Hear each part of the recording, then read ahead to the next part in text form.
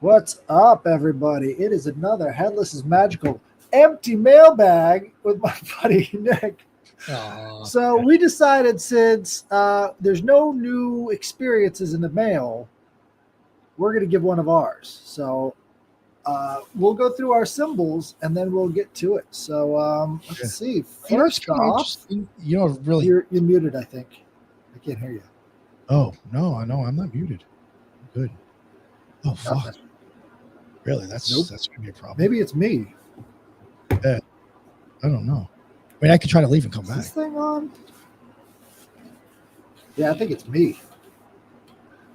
Let me change my settings real quick. Oh, well, this is what happens, people, when you go live. Unfortunately, sometimes. But as I was gonna say, as Headless is trying to fix this thing, I think like one of the first shows we did, I was actually supposed to give my experience. And never got to it. I hear you. Yeah. What I was saying is, I think I was owed an experience anyway from like one of the first shows we did. I think we said I was gonna talk about one of mine, and then we never did it. So I guess I owe one anyway. Yeah. So first off, we got the Triskelion, and everybody should know this symbol. It's one of the oldest symbols in the whole world. So this was at Newgrange. They think it's 50,000 years old.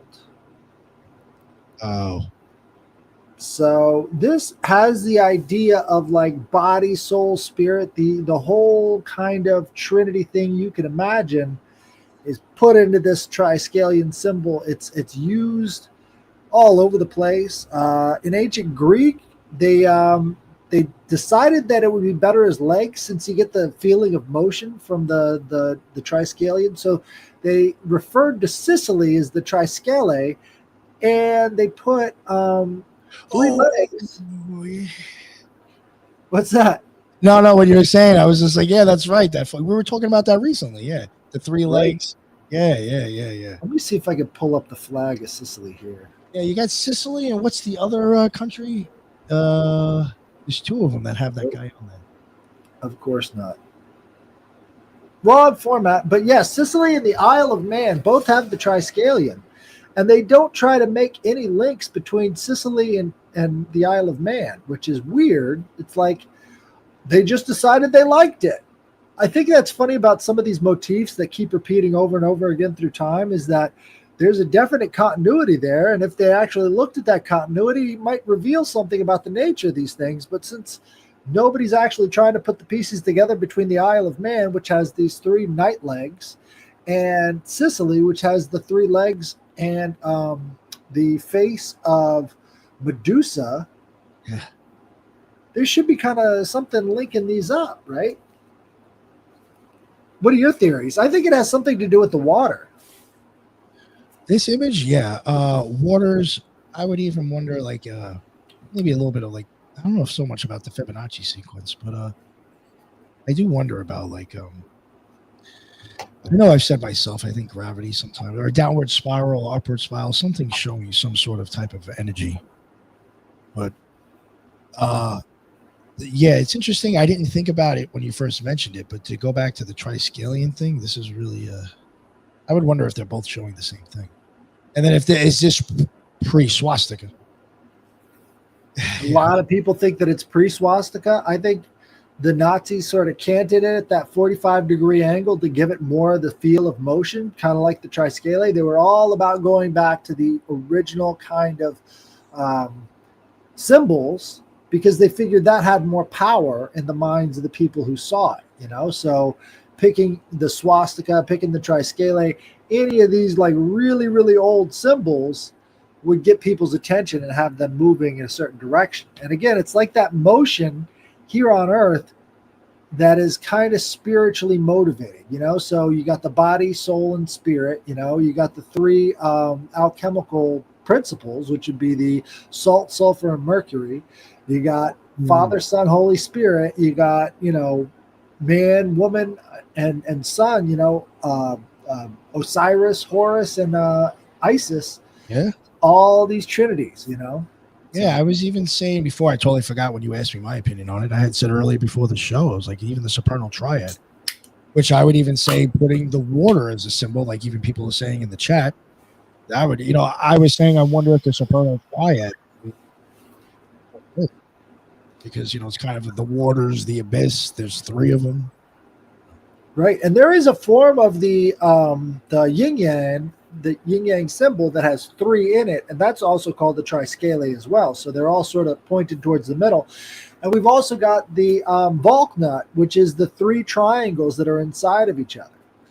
So these sort of triple symbols all have something to do with the interaction between matter, energy, and the spirit, I think. So, I see people saying in chat, and I don't think you said it already. Maybe you did, and somehow I didn't hear it. But they're talking about like the triple goddess in Hecate. You mentioned the Medusa head in the middle. yep. The Triskelion. So now I'm like, yeah, could that be like a interesting? Well, Hecate is a very potent symbol of 3 ways. It's said that you, if you bring an offering to a 3-way crossing, right? So the devil, if you're making a deal with the devil, you've got to bring it to a 4-way crossing. But to Hecate, it's got to be a 3-way. So if you're looking into that. She takes a lot to get a convinced. No, right. Just take out one of the roads and then yeah. Listen for those dogs, because Yo, that was another thing. Remember when the dogs are always in pairs of 3 too, aren't they? Yep. The Hound of Hell. And what I do like about this symbol too, to even tie it into more like Kabbalistic, like in my opinion, the first top 3, they kind of, even if you're going to go 1, 2, 3, I think they all have a relationship somehow. And you're seeing that with them all connected in this. Right. They're inseparable at the top. Yes. Down below, they're not. I mean, they kind of flow into each other, but there's different paths. The supernal triad completely unbroken. Yeah. I had no idea this is 50,000 old. It's 50,000 years old. That's impressive. Well, you know how they date things. You can never really trust it. Oh no, but still, I mean, even if it's it's an old as shit symbol. I mean, how many times you've seen spirals and petroglyphs? Right. Well, that's the thing. I mean, it went from all those forms of spirals into this form of spiral, and it's like it's the completion of it. But yeah, there's all these spirals at the petroglyphs, and usually it's matched up with the sun or with the equinoxes, something like that. There's always the spiral associated with the petroglyphs that are pointing to the equinoxes. You got people in here even saying now the 3 muses, consciousness, matter, and energy, past, present, and future. Interesting. Huh. Yes, indeed. So that's somebody did say, I don't know what they mean. I don't know what EP means by take my mailbox over. I mean, just you got people sending you crazy messages. I mean, stories that we could use. Sure, tell them to start sending them to us, but I don't know what that means. I don't know either, but I'm putting the email there too. It's so weird. It's like I thought it'd be an easy email to remember. Yes. I mean, it's right there at the bottom. No, I'm not like trying to brag either, but the amount of people that listen to my show, it's like, yo, not one of you can fucking send in an email. Like, Jesus Christ, there's thousands and thousands of you. It's like, fuck's sake. Right. Well, I think they just forget the email because the word headless is in it, and the word headless makes people forget for some reason. Yeah. Yo, you know what's interesting though? To tell you the truth, I think I actually have in the Occult Research Institute. I actually do think it wasn't for this show, but I think there was 1 or 2 people that sent me weird shit in there that I could probably actually take. There you go. Yeah, I was just thinking about that because I hadn't checked the Occult Research Institute email in probably like months. And I opened it up and there was just tons of shit in there. And I was like, oh, I got people like, yeah, I think there was a couple of stories in there, but like old. Yeah, I'll have to pull them out. Yeah. We'll check that out. So here's your symbol. Oh, yeah. Yes. Today we got, this is a little bit of an older one. It's actually not as old as Headless is. I was trying. This one goes back to 1225. This is called the Son of Gnosis the Great. I do find it interesting. As you'll see, it can be put on gold, but the sun normally is associated with 6 squares and the moon is normally associated with 9. So, but this is associated with the sun. It supposedly came from the book. Please, mind me trying to pronounce the shit. It's Arabic. Shams al-Ma Arif al-Kubra. and that was done by Ahmad ibn Ali Abunai, which I'm pretty sure I think Lisa actually covered him on the Occult Rejects a while ago. Yeah, it was written in the Ubaid era Egypt between 1200 and 1225 CE by the Sufi scholar mage Ahmad al-Buni. His surviving autograph is lost, but dozens of the 13th to the 15th century manuscripts still exist. So odds are around 1300 is probably correct. The structure, this book comes in 4 books, and it teaches like letter mysticism and Quranic magic squares and planetary hours, hence the planetary square. The sigil is a 9x9 magic square whose rows and columns and diagonals all equal. That's like something too to mention with these squares. I'm sure I've mentioned on the Call Rejects. I might have mentioned it here. They all those lines are supposed to like keep adding up to the same number. And this one, you will get a total of 369 at the end of everything. So I mentioned that. It is supposedly again in a MS is. Well, I'm not even going to try to pronounce that. Same thing. The classical use in the 1300s, casting the talisman, you would copy the square on gold during the sun's hour on a Sunday when the sun is dignified or Leo is rising, preferred. There would be an invocation. You would write the 19th letter, Quranic Asmala. You would write this letter 369 times. And then the solar divine name, Ya Nur, or O Light, while basically burning tons of saffron and frankincense. Saffron's expensive. Yeah. Self-fumigating. I fucked that word up, but that's what it said. The powers that you're getting out of, what you're getting out of this, supposedly kingship, honor, bodily health, and liberation from fear. It causes princes to favor the bearer and furnishes of an invulnerable armor of light. The placement, it's normally sewn into a cap or it's engraved on a ring or hung over the doorway of a treasury. Ottoman court workshops copied the square onto talismanic shirts for sultans. The Maghribi, whoever, Marabouts, etched it on lead drinking bowls for healing. The Hassa and the Yoruba healers still painted on Rogya boards rinsed in medicinal water. You do see it show up in 1680 on an Ottoman silver mirror back. It bears the square amid the 7 seals. It shows up again in talismanic, like I said, with the sultans in 1610. Again, it was first created in Egypt around 12 to 1225. It absorbs the solar light. It's for authority, health, and protection. The Ottomans used it, and it's been used for Sufi medicine. And I think that's about it for now. That's enough for now. Oh, let me just go through some of the pictures and show you more if you want to say something else. Yeah, absolutely. But that one is interesting because it's not the 9x9. There's another version of it on, I guess, gold. Yeah, I don't know. This for some reason came up when I looked it up. But yeah, nice. It was really kind of reminiscent of Nokia. Yeah. I don't know how many squares, but like, let me see if I can find it. There's so many tables in Nokia, and it's just amazing.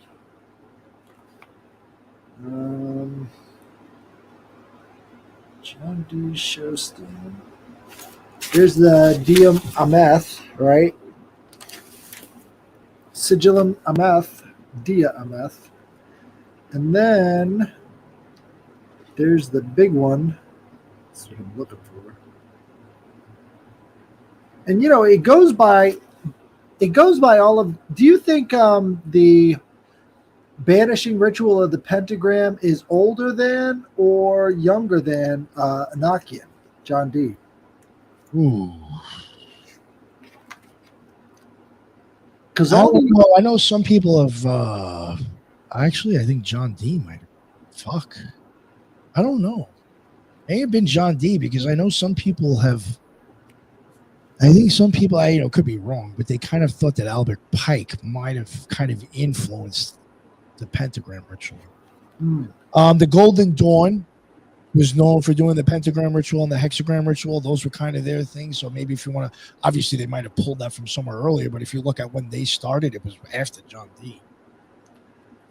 Right. Well, in the Enochian tablets, there's the cross down the middle, and then there's the cross that way, and then you've got the 4 elements, and each one of the 4 elements have their own angelic interpretations. I keep looking for it, but I can't find it.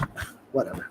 Anyways, but yeah, it's a magical square that's broken down into more magical squares, broken down into more magical squares, and in some sense, I get the feeling of like 3D rendering, right? So you need all of these different squares built on like the sounds and these incantations so that you can get the 3D model, and so it's sort of like building itself in the process of you doing the magic. So who's really getting used? I think it's kind of a toss-up. Yeah. So I wanted to bring up my experience with the Amityville Horror. So a lot of you people have probably seen the movies. Really interesting stuff. I got a original printing of the Amityville Horror back when I was a kid, back in high school. And my dad's friend said that his cousin knew the DeFeos. And so I gave him the book, and he signed it in there talking about Ronnie DeFeo and how, he was a troubled kid and all the rest of this stuff. And then, promptly lost the book. But it's kind of interesting that, somebody would actually sign this book because, the murders that took place there were pretty horrific, And that was before the Amityville Horror thing where they're being, chased by ghosts and stuff and having the walls bleed. But that whole Ronnie DeFeo angle was kind of interesting. And later on, I met a dude who actually went to the Amityville house. And this is what he told me. He said that when he got back to his house, he was just like overcome with this sickness, right? He had to go to the hospital. And then the CDC was called in because it had certain characteristics that they hadn't seen before. And so they were pumping him full of experimental drugs. And apparently, like, they were concerned that whatever he had was going to go and become infectious. Wow. And he wasn't sick before he went to the Amityville house, and they couldn't really identify what he had. So I thought that was kind of interesting. Yeah, especially like, I don't know what to think about it, but sometimes they talk about like either like poltergeist or even demonic possessions or whatever possessions. Sometimes people will get sick or like exhibit like something wrong with their skin or their body, like almost like lesions. Yeah, bad reaction. Let's put it that way. Right. Interesting. It's not something healthy that you want. Put it that way. Well, I mean, is there really even a difference between demons and parasites? Other than their physicality, but they're basically the same thing. They do the same thing. They just feed off of you. So for them to be causing illness, that doesn't surprise me, especially given that it's only recently that we've started associating sicknesses with germs instead of demons. Because usually that's what they attributed the sickness to. It's a bad spirit has come over them, And it's interesting the way they talk about medicine in the book The Golden Ass by Apuleius, which is 2nd century. They would always ascribe different illnesses to the gods that would be associated with the symptoms, right? And so that's how they would classify illnesses back then. Oh wow! So I'm not sure what that pig. Do you remember the pig in the movie? Like the imaginary friend turned into a massive pig. Yeah. Well, I imagine that pig is probably something pretty horrible to come down with. Yeah. All right. That's my Amityville story. Nice. All right. Yeah. So I had a story that I think I was offering to tell a long time ago. Probably, like I said, the first or second show we did. It was a weird experience that I had in my house as I think I was in my teens. Yeah, I was definitely at least 16, 17. I will preface this right away. I wasn't high, so you can't even say that. At one point when I was younger, my grandfather was going to move into the house with us, And my father redid the whole basement for my grandfather to turn around and say, I changed my mind. So we had a whole finished basement. And he was like, I guess if you want to take it, you can go down there if you want. And I was like playing the guitar and I was starting to get into like, bands. And he's like, go down there. It's just better if you want to fucking kid can bring his drums over and leave him there with him. So it just worked out for me. So like now I'm in the basement that I always thought honestly was creepy as fuck in my house anyway. It was like one of those basements I've admitted. It's like as I was walking up the stairs, I'm looking behind me thinking something's gonna grab me and touch me. It's just fucking weird, like something's creepy is looking at you. I used to hate that feeling. Now I love that feeling. Yeah. I'm the total opposite now. I'm like, is there something there? Let me see. Let me find out, motherfucker. So like I'm down there, and one night I think I'm just like I'm laying in bed, going to bed. And sometimes my father would like come downstairs, normal parent, I guess, need to bust your chops, want to remind you about something, just annoy you about some dumb shit. And like I hear footsteps coming, I'm like, oh fuck, here comes my fucking father. Sakes, it's like late, I don't want to hear your shit. And I just hear the steps and then nothing. I'm like, oh, maybe I'm like hearing shit. And then like I think I hear it again. I'm like, yo, what the fuck? And like nothing. It's like you hear the steps end and that's it. And I'm like, nobody's there. And then I started hearing it again. I'm like, yo, what the fuck? So I get up and I literally go upstairs and I'm like, yo, Dad. And I woke him up and I was like, he's like, what is the problem? I was like, I said, I actually thought you were like coming down up and down the stairs. I was going to ask you, like, what the fuck are you doing? I thought he might have been fucking with me or some shit. I don't know. It just didn't make any sense. So he was sleeping. I go back to my bed. I hear it again. And I'm like, yo, what the fuck? So now I hear it again. And like at the top of the stairs, like it kind of ends like on a, I don't think there was a carpet right away. It was still like a whatever type of floor. Then eventually the carpet kicked in. I would hear the footsteps come down the steps. And then it started sounding like footprint, like something stepping on the rug, getting close to my bed, but then would like stop halfway. And I was like, yo, what the fuck? Started hearing it again. Steps, the feet coming down the stairs or something, pat, pat, pat. And then something walking across and like getting closer to the bed. Then I started hearing the footsteps coming down the stairs over and over and over again, not stopping, and then the footprints going on the floor. And I'm like, yo, I'm like sitting in my bed. Honestly, I'm terrified at this point. I was like, yo, what the fuck is going on right now? I'm hearing somebody walk down the stairs, and I'm hearing somebody walk across my fucking floor coming towards my bed. And I'm like looking, and it's like pitch black, but like it might have been like one red light from my stereo or some shit. So I'm just like, yo, I'm like, I can't really see anything. So even if something was there, when the fuck am I going to see when it's in my face? And I'm just like, yo, what the fuck, terrified. Now to top it off, you want to scour what the fuck was going on? Somebody trolling me, and it was a ghost fucking with me to really make a motherfucker shit their pants. Now they want to start scraping the fucking floor around the outside of my bed. Jeez. And now I hear shit coming down the stairs. I hear shit walking across the carpet, and I hear shit around the front side of my bed and around the other side of my bed because my bed's like in the corner of the room. And I'm just sitting there like, what the fuck is happening? It never stopped until I passed out. Yo, I swear to God, that shit freaked me out to where I even had my friend across the street. I was like, yo, you got to come over tonight and just hang out in the room and see if this happens again. I can say that for like an hour. He's like, yo, I'm out of here. Come on. I'm like, I'm telling you, man, some weird shit fucking happened last night. I was like, yo, I was like, yo, it's too weird to hear three different things going on. Maybe I'm fucking up one. Right. But you're telling me I'm hearing three different sounds that don't exist? I don't know about that. It was freaky, dude. I'll admit it. As a kid, that scared the living shit out of me. Oh, yeah. Oh, man. But, yeah, basements are funny like that. I think it has something to do. Yeah, it's like the energy is kept in the basement, whereas upstairs, the energy is more free to flow. But, like, you've got these sort of closed-in areas that seem to keep in the energy a lot better. I think it has something to do with the doors and the entryways to these different areas. We don't treat them like other entryways, so it's not sort of the same thing. This is where it collects energy, I think.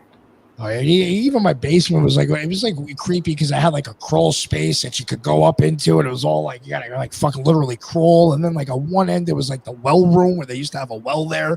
So like you literally have a door that you can open up. It's got like a fucking hole. Like it was just like an old house and just a weird basement. See, this is why I want to go to Greece so much, is because I want to be ghost hunting at these fucking ancient sites like the Asclepian. That would be amazing. I can't believe they're not haunted, you know? I bet you if you sit there and just took fucking photos all night, you'd eventually pick something up in the fucking something. Delphi? Holy shit, that'd be amazing. Yeah, for real. But yeah, that was my shit my pants fucking oh fuck. Well, I remember got one of those- my father was like, I was probably your mom fucking trolling you. That's what well, not trolling you. My dad was like, I was probably your mom fucking with you because you're doing stupid shit right now. I was like, whatever. Yeah, you'll use anything to make your kid fucking stop. So I guess, try to scare me with my dead mom. But isn't it funny to tie it back in? Isn't it funny how stuff associated with ghosts usually comes in threes? Oh shit! Yeah, right. Triskelion? Yeah, I didn't even pick that up, dude. It was They say that normally there'll be 3 scratch marks on the body, like when somebody's having something actually attack them. And they say it's to mock the Father, Son, Holy Spirit. It's fucking weird. But always when there's knocking, 3 knocks. All these ghost things come in threes. It's just strange how that happens, even this might have something to do with it. Even Rebirth of the World said a lot of basements don't have windows. Right.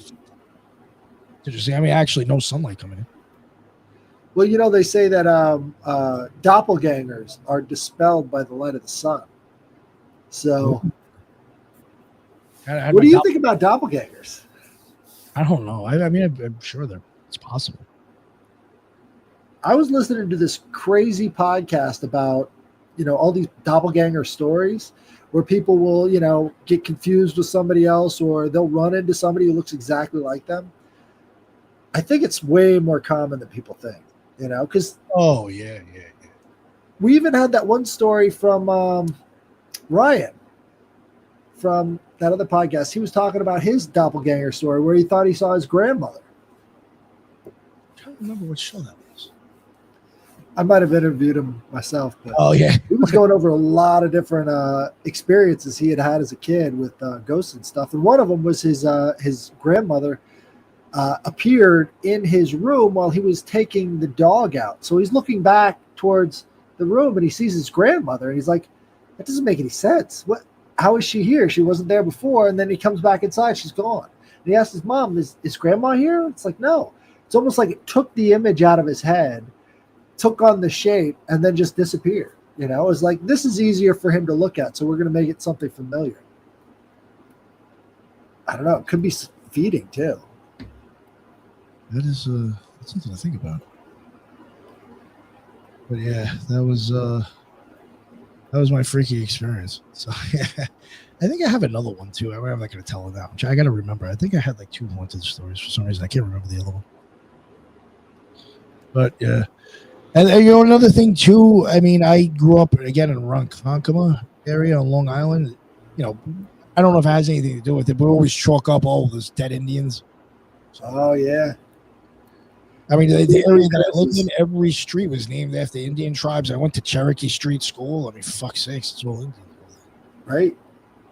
Well, did you know that the origin myth for New Amsterdam is identical to the origin myth of Carthage? Really? Same beats and everything. So in Carthage, it was this queen that was running away from Tyre, Sidon, and Byblos. She goes to Carthage, which literally means new city. Carthage in their language. And so she goes to the Berbers and says, I need some land for my kingdom. We're runaways. We have to get out of here. And so the Berbers threw her a ox hide. And they said, you could have all the land under this ox hide. So she starts cutting it up into little strips and she gets the entire peninsula covered by the ox hide. And she says, good, we'll take this. And so the Berbers were apparently really impressed by her trickery and said, fine, you can have it, but I have to get married to you. So this is the origin of Carthage. Well, in New Amsterdam, it's the exact same story. All the Dutch come down and the Indians throw them a ox hide and said, you could have all the land under this ox hide. So they cut it up into strips and got the entire New York island. Why would these two civilizations, thousands of miles apart, have similar origin stories? Did they just use that occasionally or what, I question a lot of history, dude. I think the Dutch are the Carthaginians too. I think they were everywhere because they kind of embedded themselves into all these different societies. I mean, that's what they did over and over again throughout the years. And when we see New Amsterdam, that's the height of the Dutch sort of empire. And it sort of declines after that, and it becomes the English and the Spanish. Well, the Spanish was before the Dutch, but all drawn from the same roots, I think. Yeah, that is interesting. It's that same story. That's a little suspect. Right. I mean, listen, I'm sure the same things can happen, but it's just like, I don't know. Come on.